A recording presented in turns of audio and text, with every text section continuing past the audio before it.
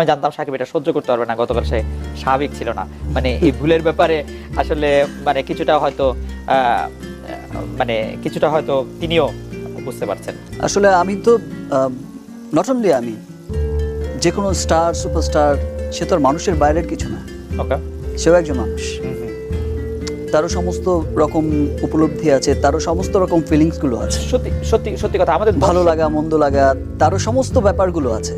আমাদের দর্শকরাও আসলে এটি বলছেন, আমাদের দর্শকদের মতে যে শাকিব খানকে তারা যে জায়গায় দেখেছেন বা দেখতে চান, আমাদের অধিকাংশ দর্শক আমাদের আসলে ড্যাশবোর্ড ভেসে যাচ্ছে বিভিন্ন রকম SMS এ।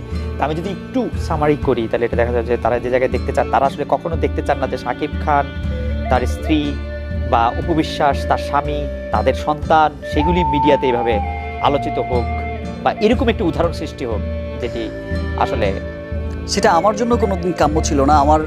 আমি নিজেও কখনো চাইনি। আমি শুরুতেও বলেছি যে আমি কখনো